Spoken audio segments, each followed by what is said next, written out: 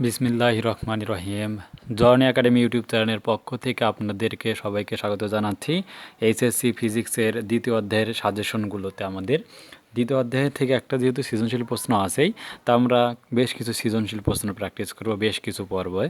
তো সেই ধারাবাহিকতা এটি হচ্ছে আমাদের প্রথম পর্ব সৃজনশীলের জন্য।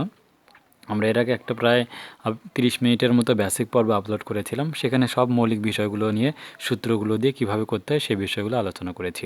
তো এই ভিডিওতে আমরা ঢাকা বোর্ড 2020 সালের যে এই সৃজনশীল প্রশ্নটি রয়েছে তা আমরা ধারাবাহিকভাবে সলিউশন করব। তো আমরা চিত্রটাতে দেখতে পাচ্ছি যে ও এক্স বরাবর এখানে সময় দেওয়া রয়েছে, এখানে ওসি বরাবর হচ্ছে বেগ দেওয়া রয়েছে। তাহলে এখানে বেগ ভার্সেস সময়ের গ্রাফ।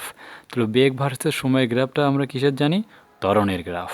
তার মানে যে গ্রাফটা আমাদের দেওয়া আছে এটা হচ্ছে ত্বরণের গ্রাফ।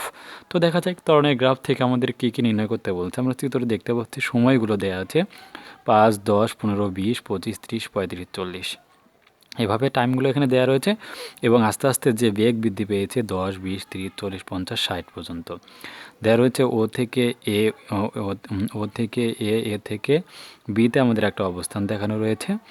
দেওয়া হচ্ছে বেগ সময় লেখচিত্র। আমরা বেগ সময় লেখচিত্র প্রথম গাড়ির জন্য এখানে ও এ বি একটা গাড়ির কথা বলা হলো এবং দ্বিতীয় গাড়ির জন্য সিডি এই অংশটার মধ্যে রেখা পাওয়া গেল।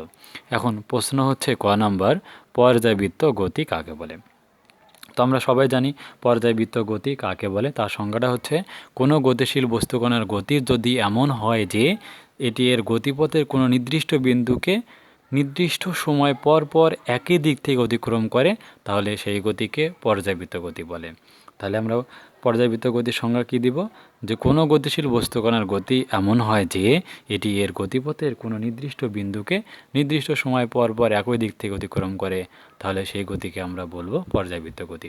উদাহরণ হিসেবে আমরা বলতে পারি ফ্যানের যে রয়েছে, ফ্যান যেভাবে ঘোরে, তো সেটা হচ্ছে আমাদের পর্যায়বৃত্ত গতি, নির্দিষ্ট দিকে সময় পরপর একইভাবে। ওকে, এরপর আমাদের দ্বিতীয় যে প্রশ্নটি খ নম্বর প্রশ্ন সেটিং করা রয়েছে সেটি হচ্ছে ভিন্ন ভরের দুটি বস্তুর উপর একই বল প্রয়োগ করলে তাদের অতিক্রান্ত দূরত্ব সমান হয় না কেন? ভিন্ন ভরের দুইটা বস্তুর উপর একই বল যদি প্রয়োগ করি তাহলে অতিক্রান্ত দূরত্ব সমান হয় না কেন? এখন ধরুন আমাদের ভিন্ন ভরের আমাদের একটা বড় একটা রুবিক্স কিউব, আমরা এখানে আরেকটা ছোট ধরুন এই কলমের হেডটা আমরা রাখলাম। তখন বলুন আমরা এখান থেকে যদি এখন বল প্রয়োগ করি, আমি এটা দিয়ে দিলাম, করতে গেল আর এটা দিয়ে গেলই না, একই বল প্রয়োগ করতেছি যাচ্ছেই না। তার মানে কি যে এক ভিন্ন ভরের দুইটা বস্তুর উপর আমি একই পরিমাণ বল দিয়েছি, কিন্তু তারা কি অধিকাংশ দূরত্ব সমান হয়েছে? হয়নি। এটা বাস্তব অভিজ্ঞতা থেকেও আমরা মূলত দেখতে পারলাম। এখন আমরা খাতায় লিখব কিভাবে? তো এটার যে বিষয়টা ছিল যে অতিক্রান্ত দূরত্বের জন্য আমরা কয়টা ফর্মুলা পেয়েছি? আমরা অতিক্রান্ত দূরত্বের জন্য আমরা দুইটা ফর্মুলা কিন্তু পেয়েছিলাম। একটা S equal to u plus v divided two into t, আর একটা S equal to u t plus half of a t square. কিন্তু দ্বিতীয় সূত্রতে ত্বরণ জড়িত থাকে না, কিন্তু এখানে আমাদের ত্বরণ জড়িত থাকে। তার মধ্যে দ্বিতীয় সূত্রটা ব্যবহার না হয় তৃতীয় সূত্রের জন্য এখানে মূলত কাজ হবে। অর্থাৎ তৃতীয় সূত্রটা হচ্ছে আমাদের u t plus half of a t square, এই ফর্মুলা দিয়ে আমাদের ব্যাখ্যা করতে হবে। তো এই সূত্রের মধ্যে আমরা কী দেখতে পাচ্ছি? অধিকাংশ দূরত্ব আসলে কার উপরে এখানে নির্ভর করতেছে? যে ইউটি প্লাস হাফ এ টি স্কোয়ার। অর্থাৎ এখানে দেখুন ইউটি গুণ হচ্ছে এখানে এর যে মানটা রয়েছে এর মানের উপরেই নির্ভরের যে কারণটা রয়েছে।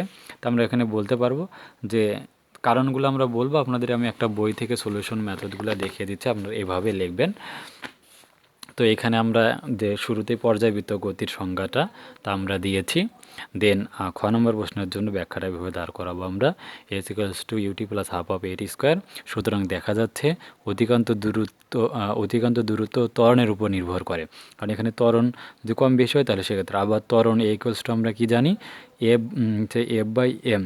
কীভাবে এটা সূত্র হলো? আমরা জানি এফ সমান কি ফর্মুলা জানি? আমরা এফ সমান এম এ ফর্মুলা আমরা জানি। এফ সমান এম এ যদি হয় তাহলে ইকুয়ালস টু হচ্ছে এফ বাই এম। অতএব ভিন্ন ভরের দুইটা বস্তুর, তাহলে এখানে কি ভর যদি হয় তাহলে ভিন্ন ভরের বস্তু কার উপর ডিপেন্ডেন্ট? ত্বরণের উপর ডিপেন্ডেন্ট। সে কথাই বলা হচ্ছে অতএব ভিন্ন ভরের দুইটি বস্তুর উপর একই পরিমাণ বল প্রয়োগ করলে এদের ত্বরণও ভিন্ন হবে, ফলে এদের অতিক্রান্ত দূরত্বও ভিন্ন হবে। এ কারণে ভিন্ন ভরের দুটি বস্তুর উপর একই বল প্রয়োগ করলে তাদের অতিক্রান্ত দূরত্ব সমান হয় না। তাহলে সমান হয় না কেন? কারণ এদের মধ্যে যে আমরা বলটা প্রয়োগ করি, মানে বল প্রয়োগ করার ফলে তাদের ত্বরণের মানটা সমান থাকে না, যার কারণেই তার আর অতিক্রান্ত দূরত্বটা একই থাকে না। এবার আমরা আসি আমাদের গ নম্বর প্রশ্নের জন্য। খুবই আমাদের ইম্পর্ট্যান্ট প্রশ্ন হচ্ছে গ নম্বর প্রশ্নটি। তো গ নম্বর প্রশ্ন আমাদের বলেছে যে প্রথম গাড়ির ত্বরণ আমাদের নির্ণয় করতে হবে। তো প্রথম গাড়ির ত্বরণ আমরা কীভাবে বের করতে পারি? প্রথম গাড়িটা আমাদের উদ্দীপকে কি বলা ছিল যে এখানে প্রথম গাড়িটা হচ্ছে আমাদের ও এ বি, তাহলে ও থেকে এ একটা অংশ আমাদের দেখতে পাচ্ছি, এখান থেকে আস্তে আস্তে বেগটা বৃদ্ধি পেয়েছে। তো এখান থেকে আস্তে আস্তে যদি বেগ বৃদ্ধি পায় তার মানে এটা হচ্ছে আমাদের সমত্বরণে চলেছে। তারপরে এখানে আর বেগটা বৃদ্ধি পায়নি, বৃদ্ধি না পায় এ থেকে বি সম বেগে আমাদের চলেছে। তার মানে গাড়িটা যদি আমরা ত্বরণ বের করতে চাই তাহলে গাড়িটা দুইভাবে ত্বরণ হচ্ছে, একটা ও এ অংশে ত্বরণ, একটা এ বি অংশে ত্বরণ আমাদের ক্রিয়েট হচ্ছে। আমরা যদি এখন ও এ অংশ ত্বরণের মানটা বের করতে চাই তাহলে আমরা কিভাবে বের করতে পারবো ও এ অংশে ত্বরণ? আমরা ত্বরণের ফর্মুলা একটু আগেই আমরা প্রথম যে পর্বটা করেছিলাম সেখানে প্রমাণ করে এসেছি ত্বরণ a equals to v minus u by হচ্ছে টি, এটা হচ্ছে ত্বরণ। তাহলে এখানে দরকার আমাদের শেষ বেগ মাইনাস আদি বেগ বাই হচ্ছে সময়।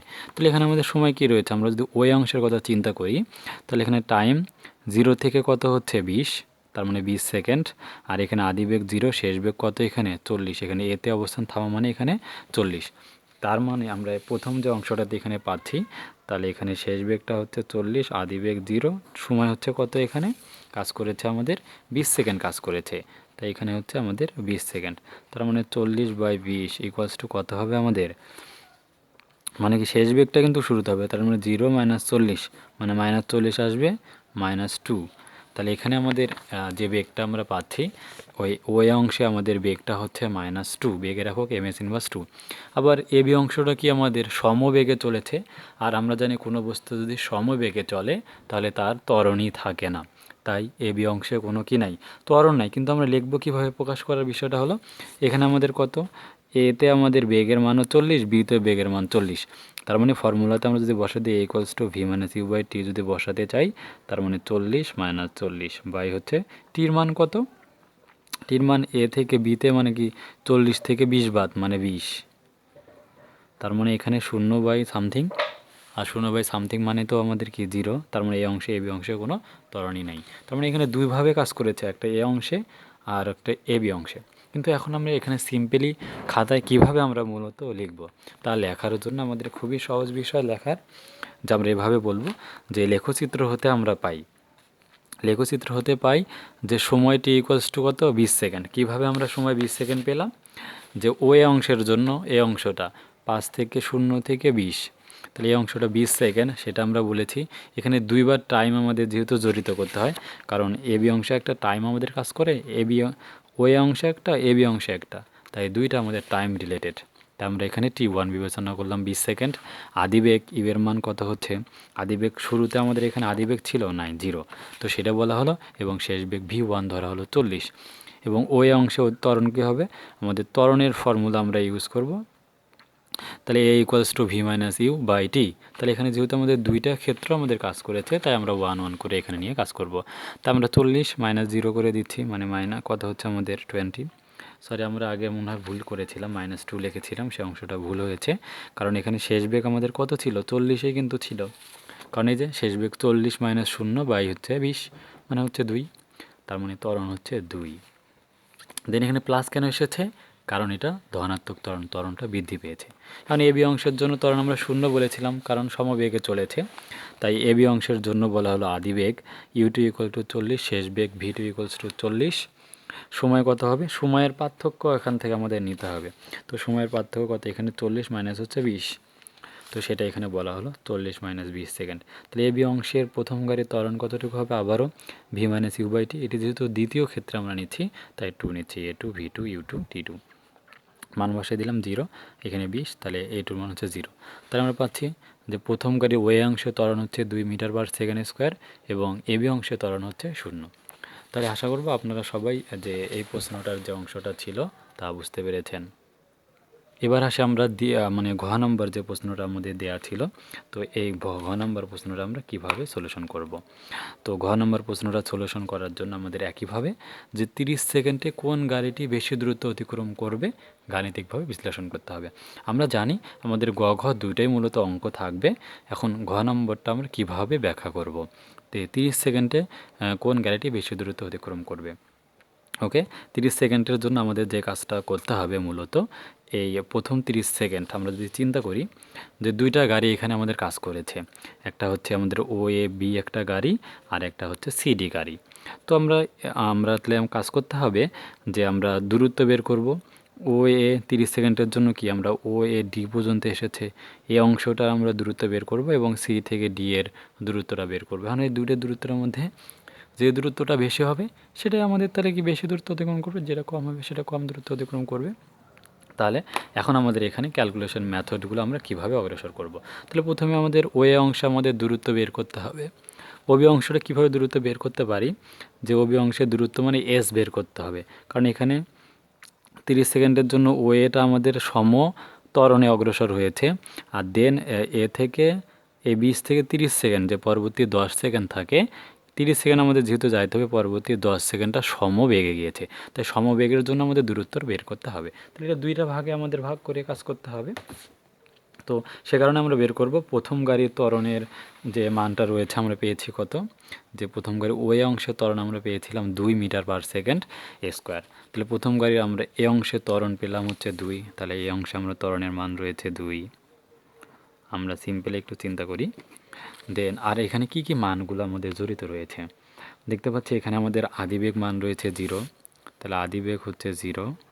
দেন এখানে তারপরে হচ্ছে শেষ বেগ রয়েছে 40, শেষ বেগ মানে ভি ইকুয়ালস টু 40।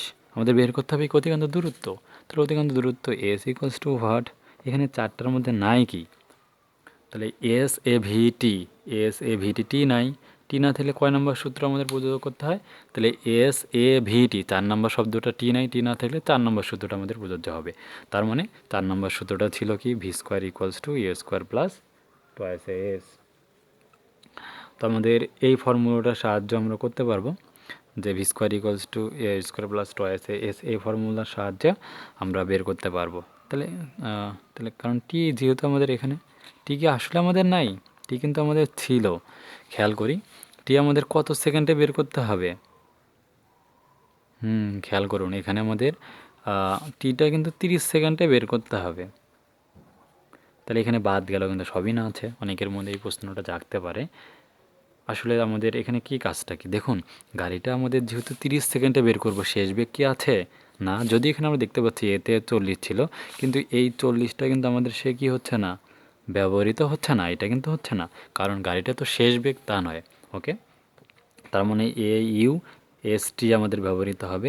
এ ইউ এস টির ক্ষেত্রে কি নাই, ভি বাদ দিলে কত, এ স্যাপ্ট এস এ ভিটি 3 নম্বরটা, 3 নম্বর না থাকে 3 নম্বর সূত্র s equals to u t plus half of a t square. তো এই সূত্র ব্যবহার করলে আমরা এখান থেকে মানটা বের করে দেবো, মানগুলো বসাই দিয়ে আমরা ক্যালকুলেশন করলে একটা আমরা মান পেয়ে যাব। তার পরবর্তী এখানে মানটা ক্যালকুলেশন করলে আমরা পাবো হচ্ছে 400 মিটার। তো আমি কীভাবে লিখতে হবে সেটা আমরা দেখাচ্ছি, আর জাস্ট আমরা বুঝি আগে। দেন পরবর্তী 10 সেকেন্ড কীভাবে বের করবো, এখান থেকে এ পর্যন্ত পরবর্তী 10 সেকেন্ডটা সমবেগে গিয়েছে, সমবেগে গেলে মানে তাহলে এখানে এই জায়গাটা টাইম হচ্ছে আমাদের টি ইকুয়ালস টু 10, আর সমবেগে গেলে আমাদের কত হবে, কিন্তু সমবেগের মান তো আমাদের উল্লেখ করে দেয়াই আছে ভি ইকুয়ালস টু 40। তাহলে এস সমান কী হবে আমাদের, তাহলে এস সমান আমরা কি জানি, এস সমান আমরা ভিটি সূত্র আমরা সবাই জানি, তাহলে এস সমান ভিটি আমরা এই ফর্মুলা ইউজ করে প্রথম গাড়ির বেগটা আমরা বের করে নিয়ে আসতে পারবো। তাহলে টোটালি আমাদের দুটো আমরা যোগ করে দিলেই প্রথম গাড়ির যে ত্বরণের মানটা তা বের হবে। সো আমরা খাতায় কীভাবে লিখবো এখন, তো আমরা এইভাবে খাতায় মূলত আমরা লিখতে পারবো। আমরা দ্বিতীয় অংশ প্রথম অংশটার জন্য ওই অংশে প্রথম গাড়ির ত্বরণ এ এর মান 2, প্রথম 20 সেকেন্ডে গাড়িটি দ্বারা অতিক্রান্ত দূরত্ব আমরা লিখব। তাহলে এখানে আদিবেগ 0, টি1টা 20, আর হচ্ছে এখানে ত্বরণ তো a1 আছেই। তাহলে এখানে এই সূত্র দ্বারা কীভাবে সূত্রটা বললাম, আমরা কিন্তু বললাম আপনাদেরকে যে এস সমান u t plus half of a t square formula use করতে হবে। তো আমরা এখানে সূত্রটা যখন বসাই দিলাম, এখানে এটা পুরোটা 0, হাফ এর মান হচ্ছে 2, টির মান হচ্ছে আমাদের এর মানে হচ্ছে 2, আর টির মান হচ্ছে আমাদের 20, তাহলে তার বর্গ, এখানে আমাদের 20-এর বর্গ 400, 2 ক্যান্সেল আউট মানে 400। পরবর্তী 10 সেকেন্ডে প্রথম গাড়িটি 40 মিটার পার সেকেন্ড বেগ নিয়ে সমবেগে চলেছিল, আমরা চিত্র থেকে বিষয়গুলো দেখেছিলাম। তাই এর সমান আমাকে ভির মান ছিল 40, টির মান ছিল 10, তাই এর সমান আমরা ভিটি ফর্মুলা জানি, তো সেটা এখানে বসাই দিলে আমাদের প্রথম 30 সেকেন্ড এখানে দূরত্ব হবে এই 400 যোগ হচ্ছে আমাদের এখানকার যে পরে বললাম 400, তাহলে 400 প্লাস 400 ইকুয়াল টু 800 মিটার। তাহলে আমরা প্রথম গাড়ির যে মানটা পেলাম, যে এই যে প্রথম গাড়িটা ও এ বি এর গাড়িটা যেটা ছিল, তার যে বেগটা আমরা পেয়েছি 800 মিটার। ঠিক আছে, তাহলে 800 মিটার আমরা মনে রাখবো। দেন এখন আমাদের পরবর্তী কাজ যে যে 30 সেকেন্ডে পরবর্তীতে আমাদের সিডি অংশটা, আমরা সিডি অংশের দিকে তাকাই, আমরা কি দেখতে পাচ্ছি যে এটা সমত্বরণে কিন্তু চলেছে। আর যদি সমত্বরণে চলে আমাদের এখানে 30 সেকেন্ডে সরাসরি কিন্তু 0 থেকে 30 আছেই। তাহলে 0 থেকে 30 এখানে আমাদের কি সময় রয়েছে আমাদের 30 সেকেন্ড। তার মানে এস যে অংশটা রয়েছে, তাহলে এখানে এসের মান যে অংশটা আমরা যদি এখন একটু খেয়াল করি, তাহলে এখানে হচ্ছে টাইম হচ্ছে 30 সেকেন্ড আছেই। তারপরে এখানে বেগটা আমাদের যেটি রয়েছে 0 থেকে 60 পর্যন্ত। আসলে এটা 0 থেকে 60 কার মান? বেগের মান কিন্তু এটি। তো এত বেগে কিন্তু এখান থেকে আসতেছে, তাই কি না? আস্তে আস্তে বেগটা আস্তে আস্তে কিন্তু কমেছিল যে বিষয়টি সেটা। তাহলে এখানে বেগের মান কত? যে বেগটা 60 থেকে যেহেতু স্টার্ট হচ্ছে, এখানে বেগের মান হচ্ছে আদি বেগ মানে হচ্ছে 60। দেন এরপর আমাদের টাইম পেলাম, এ কত আমাদের হবে? আমাদের এ দুটো অংশ পেয়েছে এবং আর দরকার হচ্ছে এস। তাহলে আমরা এখানে এস চাই। এসের জন্য এখানে 3টা মান ক্রিয়েট হচ্ছে, আমরা আর একটা মান কিন্তু জানি না, কারণ এ তো এখানে সিডি অংশের ত্বরণ কত তা আমাদের জানা নাই, বা ভি কত তাও জানি না, কারণ গাড়িটা তো এখানে থেমে যায়নি, তাই কি না? তো সেক্ষেত্রে আমরা ভি আর এ এখানে দুইটাই জানি না। তার মানে ভি আর এ এই দুইটা মানকে আমাদের শুরুতে বের করতে হবে। তো এর মান আমরা কীভাবে পেতে পারি? V equals to u minus t by two. তাহলে এখানে টি কত আমাদের জানা? টি হচ্ছে আমাদের 30 সেকেন্ড, টি জানা। দেন এ অংশের ত্বরণের অংশ কাজ করার জন্য আমাদের কি আদিবেগ এখানে কত হবে? আমরা যদি একটু ভালো করে খেয়াল করি যে এখান থেকে যেহেতু যদি চলতে শুরু করে, তাহলে আদিবেগ এখানে কত? 0 থেকে 60-এ উত্তীর্ণ হয়েছে। তার মানে 0 মাইনাস কত হবে তখন? 0 মাইনাস 60, তার মানে 60 মাইনাস 60/30 মানে হচ্ছে -2। তাহলে -2 এখানে ত্বরণ, কারণ এখানে ত্বরণটা কিন্তু কমছে, তাই নেগেটিভ ত্বরণ। তাহলে এখানে যে অনেকের কাজ করতে পারে কী ব্যাপার, আপনি তো এখানে আদি বেগ ব্যবহার করলেন, শেষ বেগ ব্যবহার করলেন, কিন্তু এখান থেকে শুরু, এখান থেকে শেষ বেগ এখানে হচ্ছে, তাই আদি বেগটা এখানে ধরেও কাজ করা যায়। তো তাই আমি এখানে ত্বরণের মানটা ধরে কাজ করাটা বেশি গ্রহণযোগ্যতা পাবে। ঠিক আছে, আপনারা যদি কেউ 60 দিয়েও করেন তাও অঙ্কটা হবে, সমস্যা নাই। তা আমরা পরবর্তী সেকেন্ডের জন্য বাকি মানগুলোর জন্য বের করে নিচ্ছি। দ্বিতীয় পুরো 30 সেকেন্ডে সমতরণে চলবে ত্বরণে, তাহলে a equals to v minus u by t. এখানে ভির মান 0, ইউ এর মান 60 আর টির মান হচ্ছে 30 সেকেন্ড, ক্যালকুলেশন করে -2। এখন আমাদের পরবর্তী কিভাবে আমরা কাজ করব? তাহলে আমরা এখানে এ আমাদের অ্যাড হয়ে গেল। তাহলে এ অ্যাড হলে আমাদের এখানে কি নাই? তাহলে এস এ ভিটি, ভি নাই, ভি না থাকলে কত সূত্র? S A VT, S A ভিটি, ভির অবস্থান 3 নম্বরে, তাই তৃতীয় সূত্র প্রযোজ্য হবে। তৃতীয় সূত্র হচ্ছে s equals to u t plus half of a t square. তো এই ফর্মুলা আমাদের এখন ব্যবহার করতে হবে।